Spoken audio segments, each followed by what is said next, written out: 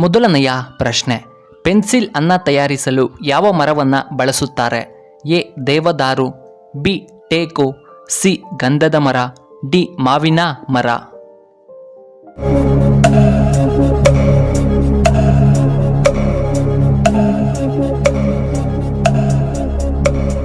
ಇದಕ್ಕೆ ಸರಿಯಾದ ಉತ್ತರ ಆಪ್ಷನ್ ಎ ದೇವದಾರು. ಎರಡನೆಯ ಪ್ರಶ್ನೆ, ಆನೆ ಸೊಂಡಲಿನಲ್ಲಿ ಎಷ್ಟು ಲೀಟರ್ ನೀರನ್ನು ಇಟ್ಟುಕೊಳ್ಳಬಲ್ಲದು? A 5 litre, B 2 litre, C 10 litre, D 8 litre.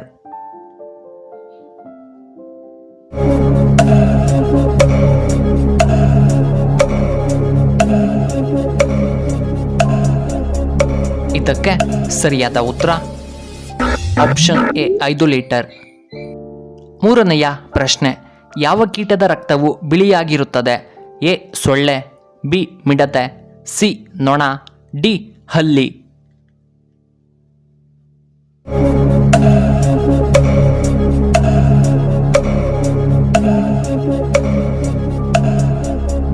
ಇದಕ್ಕೆ ಸರಿಯಾದ ಉತ್ತರ ಆಪ್ಷನ್ ಬಿ ಮಿಡತೆ. ನಾಲ್ಕನೆಯ ಪ್ರಶ್ನೆ, ಭೂಮಿಯ ಮೇಲೆ ಎಷ್ಟು ಬಗೆಯ ಪಕ್ಷಿಗಳು ಇವೆ? A 10,000, B 8,000, C 6,000, D 5,000.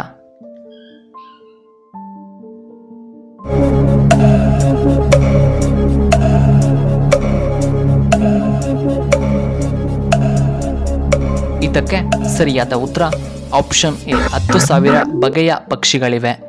ಐದನೆಯ ಪ್ರಶ್ನೆ, ಯಾವ ಪಕ್ಷಿ ಮನುಷ್ಯನ ಸಾವನ್ನ ಗುರುತಿಸಬಲ್ಲದು? ಎ ಕಾಗೆ, ಬಿ ಗೂಬೆ, ಸಿ ಹದ್ದು, ಡಿ ಕೋಳಿ.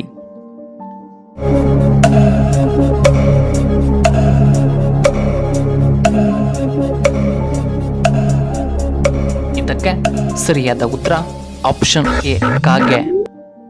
ಆರನೆಯ ಪ್ರಶ್ನೆ, ಯಾವ ವಿಟಮಿನ್ ಹೆಚ್ಚಾದರೆ ಮೂತ್ರಪಿಂಡದಲ್ಲಿ ಕಲ್ಲುಗಳು ಏರ್ಪಡುತ್ತವೆ?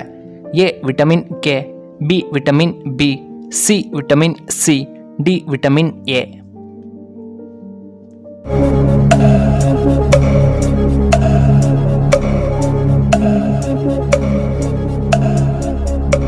ಇದಕ್ಕೆ ಸರಿಯಾದ ಉತ್ತರ ಆಪ್ಷನ್ ಸಿ ವಿಟಮಿನ್ ಸಿ. ಏಳನೆಯ ಪ್ರಶ್ನೆ, ಇಲಿಯು ಎಷ್ಟು ವರ್ಷ ಬದುಕಬಲ್ಲದು? ಎ 1 ವರ್ಷ, ಬಿ 3 ವರ್ಷ, ಸಿ 2 ವರ್ಷ, ಡಿ 4 ವರ್ಷ.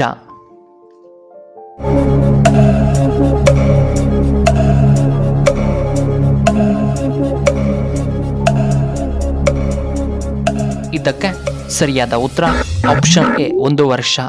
ಎಂಟನೆಯ ಪ್ರಶ್ನೆ, ಯಾವ ತರಕಾರಿಯನ್ನ ಇಡೀ ವಿಶ್ವದಲ್ಲೇ ಉಪಯೋಗಿಸುತ್ತಾರೆ? ಎ ಟೊಮ್ಯಾಟೊ, ಬಿ ನುಗ್ಗೆಕಾಯಿ, ಸಿ ಕುಂಬಳಕಾಯಿ, ಡಿ ಹಾಗಲಕಾಯಿ.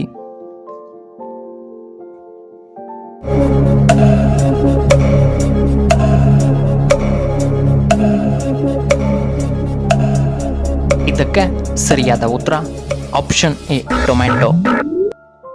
ಒಂಬತ್ತನೆಯ ಪ್ರಶ್ನೆ, ತಲೆ ಒಟ್ಟು ಕಡಿಮೆಯಾಗಲು ಯಾವ ಎಲೆಯ ರಸವನ್ನು ಬಳಸಬೇಕು? ಎ ಬೇವಿನ ಎಲೆ, ಬಿ ಗುಲಾಬಿ ಎಲೆ, ಸಿ ದಾಸವಾಳದ ಎಲೆ, ಡಿ ಸೇಬಿನ ಎಲೆ.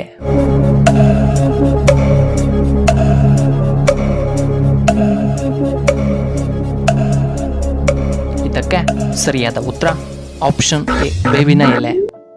ಹತ್ತನೆಯ ಪ್ರಶ್ನೆ, ಹೆಚ್ಚಾಗಿ ಟೊಮೆಟೊ ತಿನ್ನುವುದರಿಂದ ಏನಾಗುತ್ತದೆ? ಎ ಕಿಡ್ನಿಯಲ್ಲಿ ಕಲ್ಲುಗಳು, ಬಿ ಬಿಪಿ, ಸಿ ಒತ್ತಡ ಜಾಸ್ತಿ, ಡಿ ಹೃದಯ ಸಮಸ್ಯೆ ಬರಬಹುದು.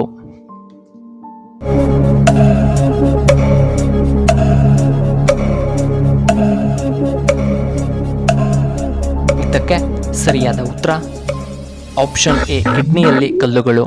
11ನೆಯ ಪ್ರಶ್ನೆ, ಮಧುಮೇಹ ಕಡಿಮೆಯಾಗಲು ಯಾವ ಹಣ್ಣನ್ನು ತಿನ್ನಬೇಕು? A papaya, B apple, C ದ್ರಾಕ್ಷಿ, ಡಿ ಕಿತ್ತಳೆ ಹಣ್ಣು.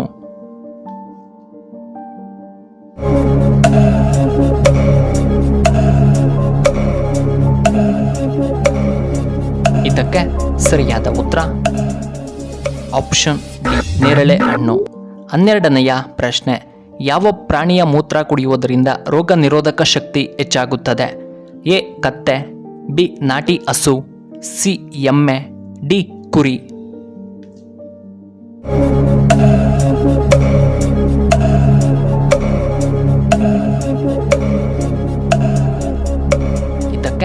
ಸರಿಯಾದ ಉತ್ತರ ಆಪ್ಷನ್ ಬಿ ನಾಟಿ ಹಸು.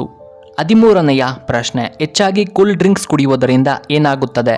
ಎ ಕಿಡ್ನಿಯ ತೊಂದರೆ, ಬಿ ಹೃದಯ ಸಮಸ್ಯೆ, ಸಿ ಬಿಪಿ, ಡಿ ಶೀತ.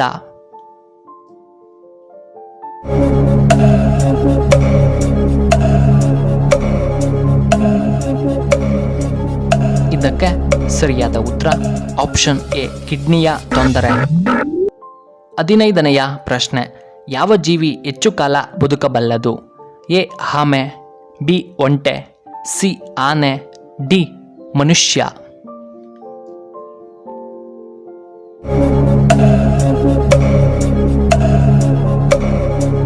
ಇದಕ್ಕೆ ಸರಿಯಾದ ಉತ್ತರ ಆಪ್ಷನ್ ಎ ಆಮೆ. 16ನೆಯ ಪ್ರಶ್ನೆ, ಕಾಂಡಮ್ ಅನ್ನು ಹೆಚ್ಚಾಗಿ ಬಳಸಿದರೆ ಯಾವ ಸಮಸ್ಯೆ ಬರಬಹುದು?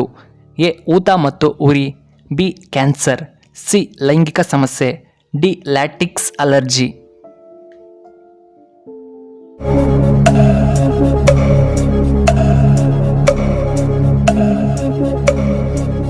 ಇದಕ್ಕೆ ಸರಿಯಾದ ಉತ್ತರ ಆಪ್ಷನ್ ಎ ಮತ್ತು ಆಪ್ಷನ್ ಡಿ. ಹೌದು ಸ್ನೇಹಿತರೆ, ಕಾಂಡಮ್ ಬಳಕೆಯಿಂದ ಅಲರ್ಜಿ ಆಗ್ತಿದೆಯಾ? ಇಲ್ಲಿವೆ ನೋಡಿ ಸಮಸ್ಯೆ ಮತ್ತು ಅದರ ಲಕ್ಷಣಗಳು. ಸುರಕ್ಷಿತ ಲೈಂಗಿಕ ಜೀವನ ಮತ್ತು ಗರ್ಭಧಾರಣೆ ನಿಯಂತ್ರಣಕ್ಕಾಗಿ ಕಾಂಡಮ್ ಅನ್ನು ಬಳಕೆ ಮಾಡಲಾಗುತ್ತದೆ.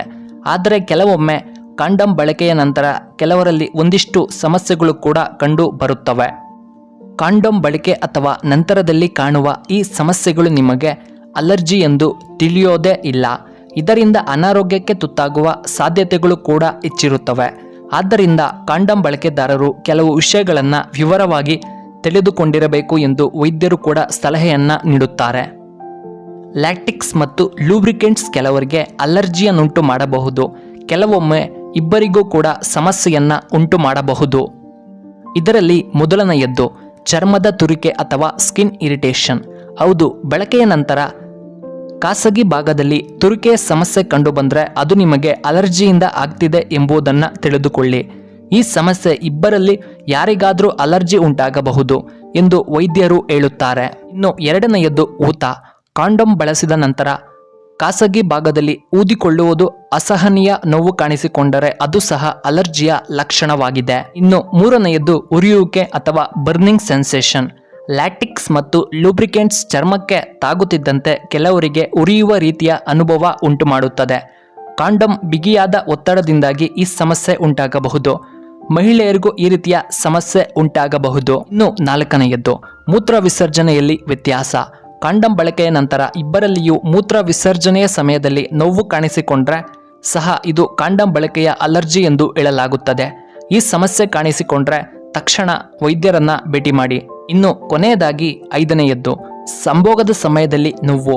ಸಂಭೋಗದ ಸಮಯದಲ್ಲಿ ನಿಮ್ಮ ಸಂಗಾತಿ ನೋವು ಉಂಟಾಗ್ತಿದ್ರೆ ಅದು ಸಹ ಅಲರ್ಜಿ ಎಂದು ಹೇಳಬಹುದು.